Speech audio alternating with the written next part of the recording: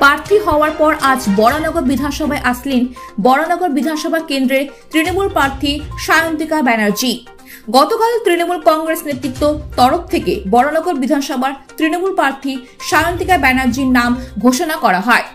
প্রার্থীর নাম ঘোষণা করার পর আজ প্রথম বরানগর বিধানসভায় আসলেন সায়ন্তিকা ব্যানার্জি। বরানগর বিধানসভায় টোপিন রোড সংলগ্ন সেবা সংঘ ক্লাবে বরানগর পৌরসভার বিভিন্ন ওয়ার্ডের কাউন্সিলর ও ওয়ার্ড প্রেসিডেন্টদের সঙ্গে জনসংযোগ কর্মসূচিতে যোগ দিলেন প্রার্থী সায়ন্তিকা ব্যানার্জি। সায়ন্তিকা ব্যানার্জিকে ঘিরে তৃণমূল কর্মী সমর্থকদের মধ্যে ছিল যথেষ্ট উৎসাহ ও উদ্দীপনা। জনসংযোগ কর্মসূচিতে সায়ন্তিকা ব্যানার্জি সহ উপস্থিত রয়েছেন পার্থ ভৌমিক, সুজিত বসু ও সৌগত রায়। ভীষণই কনফিডেন্ট, আর কনফিডেন্সের থেকেও বেশি আমার মনে হয় যে এইখানে একদিনের পরিচয় আলাপ সকলের সাথে, এটা আমার এখানে এসে মনে হচ্ছে না। আমার মনে হচ্ছে যে আমি এনাদের অনেকদিন ধরে চিনি, তো সেইটা একটা খুব ভালো লাগার জায়গা। কনফিডেন্ট তো আছি, এটা তো মানে বলার নয়। এখানে সংগঠন অত্যন্ত শক্তিশালী, তৃণমূল কংগ্রেসের সংগঠন নিয়ে কোনো কথাই হবে না এখানে। এবং প্রত্যেক জনের সাথে আজকে আমার আলাপ করানো হলো, এবং প্রত্যেক জন কিন্তু সিনিয়র এবং এক্সপিরিয়েন্স, তো সেখানে কনফিডেন্সের অভাব হবেই না। একজন বরানগরের একজন কাউন্সিলর পোস্ট করে রেখেছিলেন যে অভিনেত্রী প্রার্থী চাই না, সেক্ষেত্রে বিষয়টি কিভাবে দেখছেন? আপনি উপরোধ দাঁড়িয়েছেন তৃণমূল কংগ্রেস থেকে, কিভাবে দেখছেন সেটা? সেই পোস্টটা কবে হয়েছিল? গতকালকে অ্যানাউন্সমেন্টের পর? একদম অ্যানাউন্সমেন্টের পর হয়েছিল।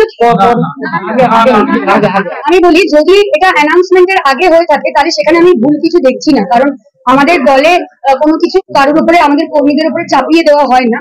আমাদের সেই স্বাধীনতা আছে যে আমরা আমাদের ইচ্ছা প্রকাশ করব। আমাদের যদি কোনো অনুভূতি হয়, কোনো কিছু বলার থাকে, সেই বলার স্বাধীনতাটা আমাদের আছে। এবং আমাদের দলের চূড়ান্ত সিদ্ধান্ত জানিয়ে দেওয়ার পর যদি কেউ কোনো কিছু পোস্ট করে সেটার বিরোধিতা করে, সেইটা আমার মনে হয় একটু ভেবে দেখতে হবে। কিন্তু যদি অ্যানাউন্সমেন্টের আগে কেউ লিখে থাকে যে এটা হলে ভালো হয় বা অমুক হলে ভালো হয়, সেটা তার ব্যক্তিগত তার ইচ্ছা বা তার মতামত, সেটা হতেই পারে, সেখানে আমি ভুল কিছু দেখছি না। অ্যানাউন্সমেন্টের আগে হচ্ছে, ব্যক্তিগত মতবাদ তারা জানিয়েছে, there's nothing wrong। তৃণমূল কংগ্রেসের অন্তরে একটা গুঞ্জন ছিল যে সায়ন্তিকা ব্যানার্জি বাঁকুড়াতে সংগঠনের জন্য অনেক পরিশ্রম করেছে এবং সেটা ধারাবাহিকভাবে করেছে। লোকসভা নির্বাচনে হয়তো পাওয়া যায়নি, কিন্তু বরানগর বাইলেকশনে তিনি লিড পেয়েছেন। এখনো দলের অন্তরে এই গুঞ্জনটা ছিল যে basically she speak for Bankura. এবার বাইলেকশনে বরানগর হঠাৎ করে 1.5 মাস নতুন করে লোকজনের সঙ্গে জনসংযোগ, এর থেকে বেটার ছিল না বাঁকুড়াতে? অ্যাকচুয়ালি আমি কোথায় ফিট সেইটা আমার মনে হয় যে আমি বলতে পারবো না, সেটা আমার নেত্রী, আমার নেতা এবং আমার দল বলতে পারবে। কিন্তু আমার মনে হয় যে আমি তো জন্ম এখানেই, আমার জন্ম নর্থ 24 পরগনাতেই আমি জন্মেছি।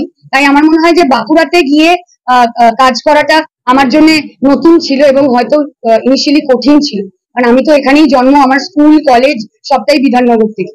তো সেক্ষেত্রে এইখানে মানিয়ে নেওয়াটা আমার মনে হয় নতুন করে কিছু ভাবতে হবে না। 1.5 মাস টাইমে নতুন করে কি করে পথ চলবো, এখানে তো কেউ নতুন করে পথ চলতে আমরা আসিনি। এখানে আমরা আমাদের যেটা মূল এজেন্ডা, যে মমতা বন্দ্যোপাধ্যায়ের উন্নয়ন সামনে রেখে আমরা এগোবো, এটাই আমরা করছি। আজকে যারা সিনিয়র নেতৃত্বরা রয়েছেন তারাও সেটা করছেন, আমরা যারা শিখছি, আমরা যারা এই প্রজন্মের, আমরাও সেটাই করছি। তো নতুনত্ব কি আছে? আর আমি তো জন্মেছি এখানে, বিধাননগরে আমার জন্ম, তো এখানে নতুনের কি আছে? আমার মনেই তো হচ্ছে যে আমি আমার পাড়াতেই রয়েছি। যেরকম কালচারাল প্রোগ্রাম করতাম, আমরা মিটিং করতাম, কাকুরা আসতেন, দিদিরা আসতেন, সকলের সাথে বসে আমার তো সেরকম মনে হচ্ছে, চা খাচ্ছি, কথা বলছি, আবার কি এর থেকে বেশি?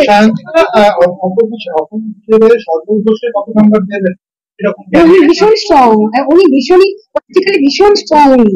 আমি তো বলবো, আমি তো গতকালকেও, এখানে অনেকেই আছেন কালকে যাদের সাথে আমার সাক্ষাৎকার হয়েছে, তো আমি তো বলছি যে উনি ভীষণ স্ট্রং এবং আমার জন্য এটা ভালো। আমি ভীষণ সেলফিশ, আমি শিখবো, কিন্তু আমার মধ্যে শেখার ওই জিনিসটা খুব আছে। উনি যদি স্ট্রং হন, যত স্ট্রং হবেন আমার তত ভালো লাগবে ওনার সাথে রাজনৈতিক ময়দানে লড়াই করতে। এটাই তো মজা, এটাই তো আমার মনে হয় একটা হেলদি পলিটিক্স।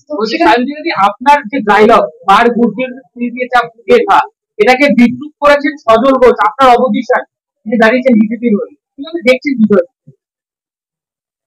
আসলে আমি তো ব্যক্তিগত আক্রমণ করি না, বা আমার দলের এখানে যতজন রয়েছে তাদের মুখ থেকে কোনো, যতই প্ররোচনা দেওয়া হোক না কেন, তাদের মুখ থেকে ব্যক্তিগত আক্রমণ বেরোবে না, কারণ তারা বা আমরা এই শিক্ষা পাইনি। কিন্তু যারা বলছেন তাদের দলের যে মানে মানে মনে আইডিওলজি, তারা এটাই হয়তো জানেন, এটাই হয়তো শিখেছেন যে ব্যক্তিগত আক্রমণ করাটাই হয়তো পলিটিক্যালি স্ট্রং হওয়া, ব্যক্তিগত আক্রমণ করাটাই হয়তো খুব রাজনৈতিক ভাবে খুব শক্তিশালী হওয়া, ব্যক্তিগত আক্রমণ করাটাই হয়তো নিজেকে খুব বড় করে প্রমাণ করা। আমাদের এই শিক্ষা আমরা পাইনি। আমরা উন্নয়ন নিয়ে কথা বলি, আমরা নেগেটিভ কিছু নিয়ে কথা বলি না। আমরা মমতা বন্দ্যোপাধ্যায়ের কর্মী, আমরা উন্নয়নের কথা বলবো এবং মা বোনেদেরকে কিভাবে আমরা এগিয়ে নিয়ে যেতে পারবো, আগামী প্রজন্মকে কিভাবে আমরা এগিয়ে নিয়ে যেতে পারবো, এটাই আমাদের চিন্তা এবং এটাই আমাদের মূল কাজ। আর একটা কোয়েশ্চেন, 2021 সালে বিধানসভা নির্বাচনে এখানে তাপস রায় 35,000-এর কিছু বেশি ভোটে জিতেছিলেন। ওনার অপোনেন্ট ক্যান্ডিডেট ছিলেন পার্নো মিত্র, বিজেপি। এবার ঠিক অ্যাডভার্স হয়ে গেছে, আপনি সেলিব্রিটি ক্যান্ডিডেট এবং অপোনেন্ট পলিটিক্যাল ফিগার। তো এটা অন্যরকম মনে হচ্ছে। হ্যাঁ, অন্যরকম তো। কিরকম ভাবে অন্যরকম বলছি? দেখো, অন্যরকম না, জিনিসটা এক। কেমন ভাবে এক বলতো? যে সেইবারে যিনি বিজেপির প্রার্থী ছিলেন, এখানে আসলে হেরেছেন বা মানে পরাজিত হয়েছেন বিজেপির প্রার্থী। তো এখানে সেই সিমিলারিটিটা আবার হবে, সেম জিনিসটা history will be repeating itself again, because এখানে আবার বিজেপির ক্যান্ডিডেট মানে পরাজিত হবে। এইখানে শিল্পী বলে ওই সেম জিনিসটা বলে history will repeat itself again. 2021-এর হিস্ট্রিটা আবার হবে। উনি শিল্পী ছিলেন বলে উনি হারেননি। আপনি যার নাম বললেন, আমি কারণ নাম নিয়ে বলবো না, আমাদের সেটা এথিক্স এর বাইরে। আপনি যার নাম বললেন, তিনি বিজেপির ক্যান্ডিডেট ছিলেন। হ্যাঁ, তিনি একজন শিল্পী ছিলেন, কিন্তু সেটা তার প্রফেশনাল কাজ ছিল। তিনি বিজেপির ক্যান্ডিডেট হয়ে হেরেছেন, ঠিকই তো। এখানে বিজেপির ক্যান্ডিডেট আবারও হারবে, দেখি না। তাতে শিল্পী হই কি না হই কি আছে? দেখো, আমরা অবশ্যই আজকে সায়ন্তিকা হয়েছি, আমি আমার শিল্পী পরিচিতিটাই আমাকে আজকে সায়ন্তিকা বানিয়েছে। আর সত্যি খুব কষ্ট করে কাজ করেছি 10 বছর ধরে, রোদে পুড়ে অনেক অডিশন দিয়ে কাজ করেছি এবং আমি গর্বিত যে আমি একজন শিল্পী হয়ে জন্মেছি। যে আমি যখন স্টেজে কথা বলি, যে ওই ডায়লগ দিয়ে যখন 10,000 মানুষ বসে শোনে এবং তারা আনন্দ পায়, আমি সারা মানে এটাই কামনা করবো যে সবসময় যেন সেই শিল্পী সত্তাটা আমার মধ্যে বেঁচে থাকে। তো এটাতে খারাপ কিছু নেই। বিরোধীরা বলছে যে তৃণমূল কংগ্রেসে একটাই মুখ, বাকি সব মুখোশ। এমপি টিকিট না পেয়ে অভিমানী সায়ন্তিকাকে দলনেত্রী এই উপনির্বাচনে টিকিটটা দিচ্ছে, দেখছেন খারাপ কি আছে গো? এমনি করছো কেন তোমরা? ভালোই তো। হ্যাঁ, আমি যদি পেয়ে থাকি কি অসুবিধা আছে?